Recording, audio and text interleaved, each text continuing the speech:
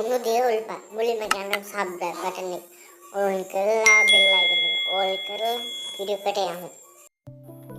එක්සත් ජනපදයේ බටහිර කලාපයට ප්‍රාන්තයක් වන නෝඩ වයම් දෙසින් ඔරිගන ප්‍රාන්තයටත් ඊසාන දෙසින් ඉඩෝව ප්‍රාන්තයටත් බටහිර කැලිෆෝනියා ප්‍රාන්තයටත් ගිනිකොඩ් දෙසින් ඇරිසෝනා ප්‍රාන්තයටත් වයම් ඇත. එක්සත් ජනපදයේ ජනගහනය වැඩිම ප්‍රාන්ත අතරින් 32 වැනි ස්ථානයේ නොයිඩා ප්‍රාන්තයට හිමියි.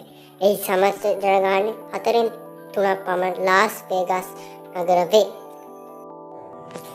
නොයිඩා බොසෝ ප්‍රදේශයේ පෞද්ගලික ඉඩමක ඇති මෙම උණුදිය උල්පත් ප්ලයින් බ්‍රිජ් නමින් හඳුන්වන අතර එය වටා කුඩා පස්කන්ධ මීටර 1.5ක් වන අතර පළල මීටර 3.5 2016 දී සංවිධානයක් විසින් ඇමරිකානු ඩොලර් 6.5ක් ගෙවා මුණුදිය උල්පත් මිලදීගෙන ඇත.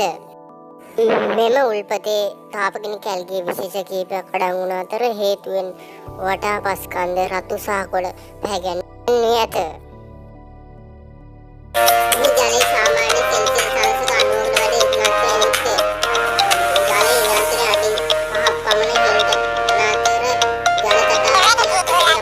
මෙවැනි වීඩියෝ ලාද සැනින් දැන ගැනීම සඳහා මිස්ටර් තොරතුරු YouTube නාලිකාව සබ්ස්ක්‍රයිබ් කර බෙල් අයිකන් එක ඕපන් කරන්න.